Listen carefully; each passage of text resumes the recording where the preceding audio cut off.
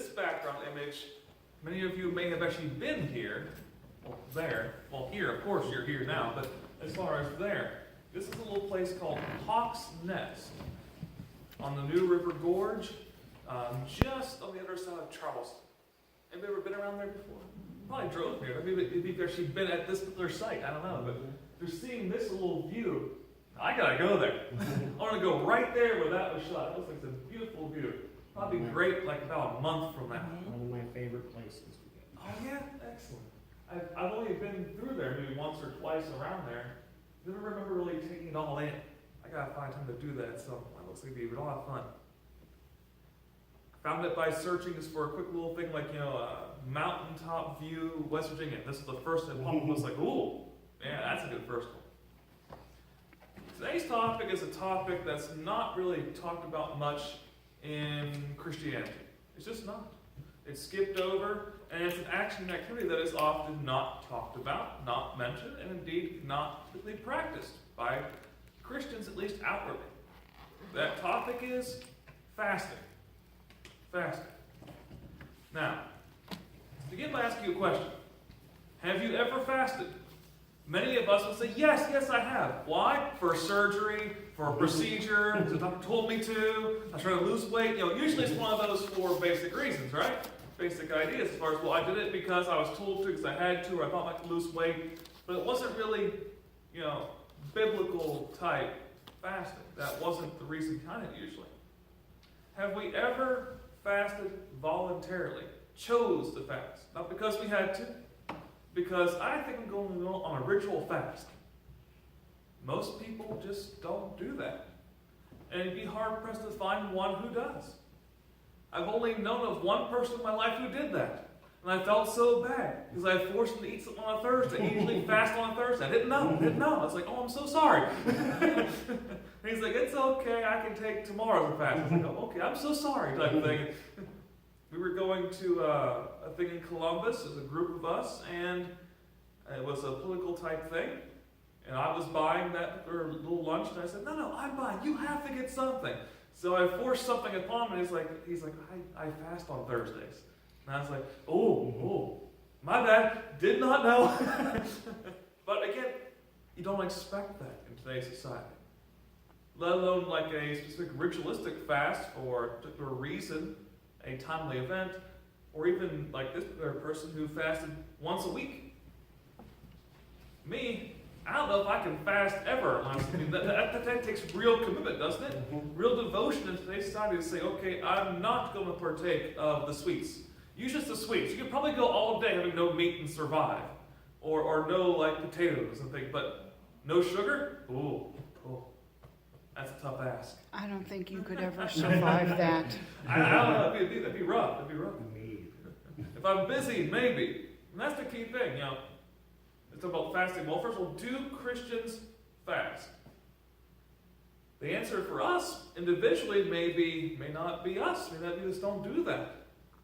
Maybe some do, maybe some don't. But the question we're going to ask today is, first of all, what is a fast? And what did Jesus say about fasting? Because we're still in our series on the Sermon upon the Mount, and there was a topic in there on fasting. And if fasting relates with prayer, or maybe so much prayer with fasting, we're going to try to answer the question, at least individually, should I fast? Something to think about. But first, what is a fast? Most often we think of what is a fast, we think of a NASCAR, yes? That is a fast. Boom, gone. Yes, that's a fast. We think of motorcycle on highway passing us very, very dangerously. Go, pew! That's a fast, right? But this fast, of course, is a giving up, a letting go, a not partaking, usually to enhance focus and devotion within an aspect of humility. It's reducing yourself down and your, let's say, desires and things to fully focus and devote yourself, usually in prayer, as we've seen throughout the Bible, but as to enhance focus and devotion, to take off all other things and put yourself only in that. In the Sermon upon the Mount, Jesus says in Matthew chapter 6, verses 16 through 18, he says something about fasting. And much like talking about prayer, Jesus will talk about fasting in a way as far as it's got to be by right purpose, right motive, right intention. Right intention. And indeed, most often with fasting will come praying. In the examples I've seen throughout the Bible, that tends to be the case. But it need not be just prayer. One can be fast while reading the Bible, while devoting oneself to meditation, perhaps. Things like that. Here's what Jesus says. When you fast, do not look somber as hypocrites do, for they disfigure their faces to show men they are fasting. And indeed, we can probably think back to the last time we fasted, probably for an operation or procedure, and we were what? Craving food, needing food. And perhaps every person would told us like, hey, can I eat yet? When can I eat? I'm not eating in like 2 hours. Gotta eat, type thing. But it's been like 6, 10, 12 hours. And we find that it's an atypical event, so we tend to announce it. Whether we're intending upon doing that for a personal gratification or not, we still do that because subconsciously. Here's what Jesus says. He says, I tell you the truth, they have received the reward in full. Which again goes back to the prayer aspect, because if you're praying to be seen praying, you're not praying to have God listen or take what you're trying to say, so you're already done. God need not come and see you and says, well, why even bother? You already got what you wanted. Same thing with fasting. If you're fasting simply to be seen as though you're fasting, and to get glory as being a person who fasts, who must be a very good upright Christian, if that's your whole focus, and your devotion, and focus upon self, you get no benefit. No benefit. He continues on by saying, but when you fast, put oil on your head and wash your face, so that it will not be obvious to men that you are fasting, but only to your Father, who is unseen. And your Father, who sees what is done in secret, will reward you. Now this reward you is interesting. If you look into the original Greek, notice it says who sees what is done in secret, which God does. This reward part has a word in the Greek about outwardly. So, I don't know, some aspects of that. If you do good things even in secret, God sees that and will give you outward reward in a public type sphere, general thing. Now, that can be a lot of things specifically, but something to keep in mind. So, in fasting, the purpose, as in prayer, is important. Very important. If you are fasting simply for your own glory, you get what you're after. Nothing more. If even that. If even that. If you're focused on telling and showing people that you're fasting, you are not focused on God. What? You're focused upon self. Self-worth, self-gratification, and again, glorying in oneself, not upon God. Focus in the right purpose, the right intention, is key and is crucial. We're going to look now at 2 examples in the New Testament of when fasting was used.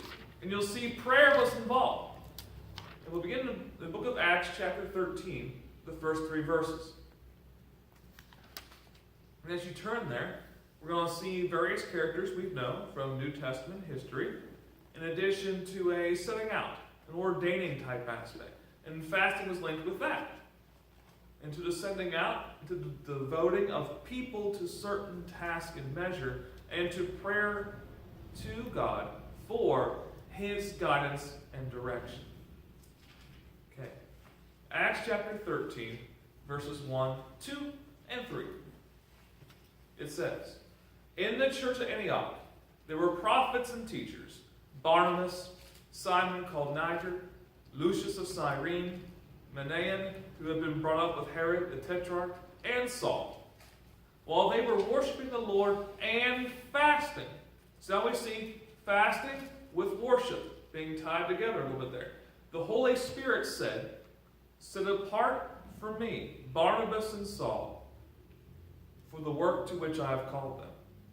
So after they had fasted and prayed, they placed their hands on them and sent them off. As we see worshiping, praying, going together with fasting. Fasting. And this fasting, and not just merely ritualistic, but rather for a purpose, to find intention of God, to focus, to devote self, and to throw off anything else that may cause a distraction so that one can really hear God speak. So here we see fasting and praying usually go together. And one could also read, one could meditate, one could work in service also. In that, in fasting, you could fast while maybe you're doing some outward service to the community, whether it be closed closet type thing, whether it be out serving meals for Thanksgiving, for Christmas, all kinds of things. All kinds of things. Fasting can also be done, as we see, in the ordaining and sending of individuals or groups. We saw in Acts chapter 13, as setting apart people for a specific purpose. Now we'll see Acts chapter 14, verse 23, for a similar idea. A similar idea. But this will be more direct, that speaks to even specifically positions of our church even today. Paul and Barnabas appointed elders for them in each church, and with prayer and fasting committed them to the Lord in whom they had put their trust. As we see, there's examples of fasting in many places.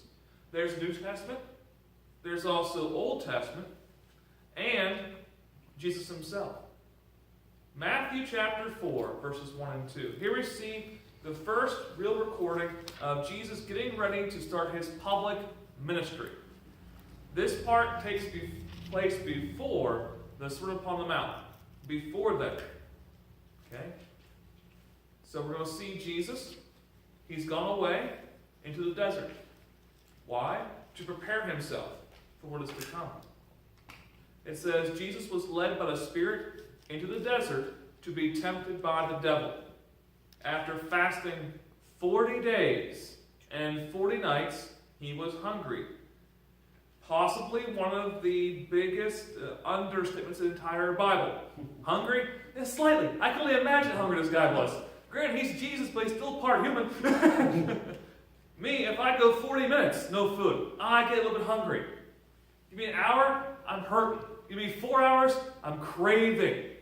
Give me a day of no eating, I don't know if I'd survive. I've not done that as far as I can recall, unless I was deeply ill with some sort of virus or something. 40 days, 40 nights. He was a little hungry,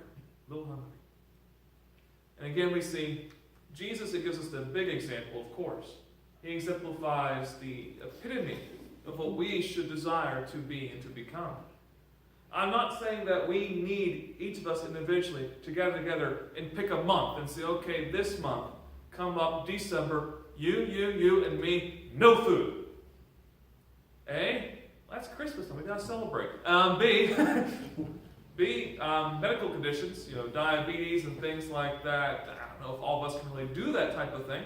I'm not sure how it would affect levels. And C, the aspect of, I don't know any of us who's actually, I don't know, maybe some of us have actually done this, actually fasted spiritually in this way ever. Because our society and our culture just doesn't seem to do that. Unless maybe all of you are, and I'm the lone guy not doing it, I don't know. Maybe I'm the lone guy who doesn't do that. It's not part of our culture, it seems like. But I pondered, I think maybe this is something I should be doing sometimes. Not that I would need to do the 40-day type thing. And I wouldn't do that at first. I'd probably kill myself. I wouldn't be able to survive, not being worked up to that level. But yet, the Bible speaks of that. Way back in the Old Testament. We're going to go back to Esther. Esther is one of my favorite books of the Old Testament. A wonderful story of Esther. Of course, Esther is married to King Xerxes. And Xerxes over the whole entire land. And here comes a guy named Haman on one side, and a guy named Mordecai, relative to Esther, on the other side. Mordecai uncovers a plot to kill the king, to kill King Xerxes. He finds out about it. The king gets word. He survives, but he doesn't really get the glory, nor does he seek it. Haman gets elevated higher and higher, and the king wishes to adorn this guy with much valor and praise. Mordecai refuses to bow down to him. Haman gets what? Angry, frustrated that this one guy will not bow and worship him. And he says, that's it. he and all his family must die. Haman's focused on killing off the entire Jewish nation. So he sets about doing that. And he gets a hold of the king, and the king says, doesn't really care. I may paraphrase a whole bunch here, I know. And the king says, okay, fine, makes an edict roughly to go out to all the different areas, to have all the Jews, roughly, bye-bye, an entire land. Now, he does not know his wife Esther is of Israel. She's a Jew type thing. He doesn't know that. So Mordecai pleads to Esther, saying, hey, I found out what's going on. You need to go take care of this. You've got to approach the king. Now, a person approaching the king faces a big, we'll say, natural apprehension. If you approach the king and he's upset and doesn't want to hear from you, he can go, no, and you're dead. Before you even say what you came to do. Before you ask a question, he's in a bad mood. No, fine, gone, killed. He has to extend the scepter out to you and say, okay, fine. And then listen. So Esther has to rely upon the king being in a decent mood, or at least being accepting. And the story goes later on after that, but here we see Mordecai pleaded to Esther. Esther's responding with this. Then Esther sent this reply to Mordecai, go, gather together all the Jews who are in Susa, and fast for me. Do not eat or drink for 3 days. Not every day. Now listen, the drink is a little bit different. Usually a fast generally means just food. Now this fasting goes a little bit more, as far as the different types of drinks, not allowing either. And she says, I, my maids, will fast as you do. When this is done, I will go to the king, even though it is against the law. And if I perish, I perish. Boldness of Esther. Boldness of the queen. Again, fast forward through the story. She eventually approaches the king, and she asks to prepare a dinner for him and Haman together. And roughly later on, things progress, everything is found out. Haman gets, hung on the gallows he had built to hang Mordecai upon. And the Jews are saved. That's the fast forwarding. But read Esther. Very, very good book. Well, it's all good books in the Bible, of course. Now, the examples of fasting are many places, right? But the key part about fasting, as we mentioned here, we see these examples. And we see it's linked with prayer. Or prayers linked with it. You can pray and not fast. I mean, of course. We've done that. We do that. Can you fast without praying? I suppose. I've not seen that, though. When you're fasting to devote yourself, to focus yourself, and to find God's direction, and to ask for His assistance in some ways. Thereby, it seems prayer would be a natural occurrence in one's fasting, as well as worshiping and perhaps reading scripture, maybe some meditation, yes, but prayer also. So again, though, fasting needs to be done correctly. Isaiah chapter 58, verses 3 through 6, elaborate upon the idea of right fasting, purposeful fasting. In the book of Isaiah 58, verses 3 through 7, which are referenced, at the very least indirectly, and probably directly, I think, once, and indirectly at least twice, 3 times in the New Testament, as we see here some instruction. Why have we fasted, they say, and you have not seen it? Why have we humbled ourselves, and you have not noticed? Yet on the day of your fasting, you do as you please, and exploit all your workers. Your fasting ends in quarreling and strife, and striking each other with wicked fists. You cannot fast you do today and expect your voice to be heard on high. Is this the kind of fast I have chosen? Only a day for a man to humble himself? Is it only for bowing one's head like a reed, and for lying on sackcloth and ashes?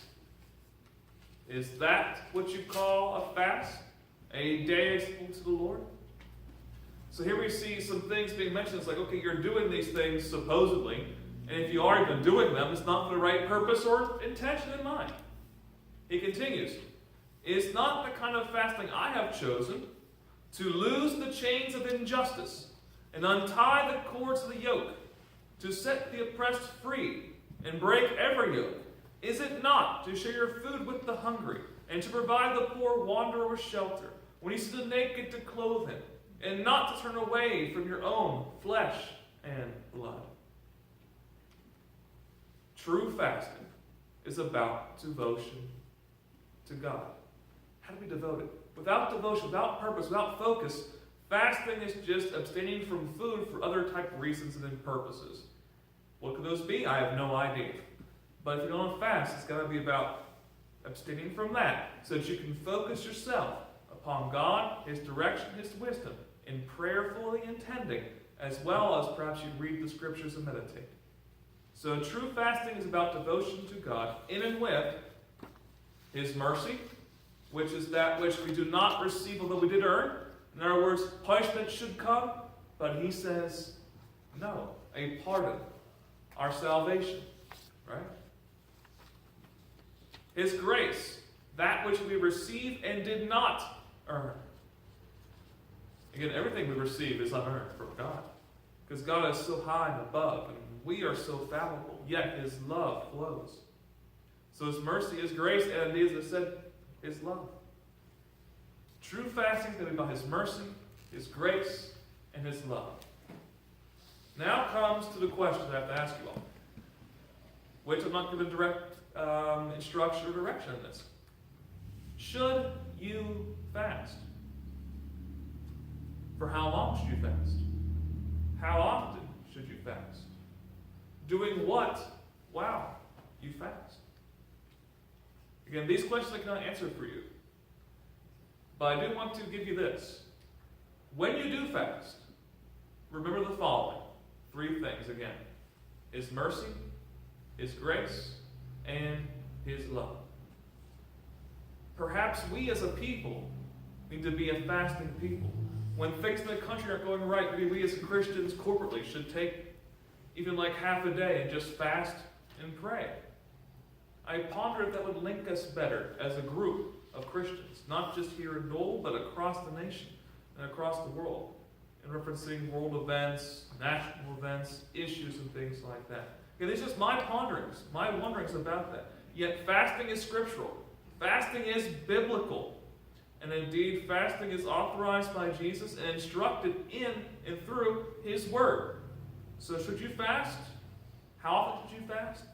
When? Where? Doing what? These are questions to ask yourself. Yet, as far as fasting, it can be worthwhile. And it can and is directed by God through Christ. As we prepare to close from this morning, let's stand together and share an invitation decision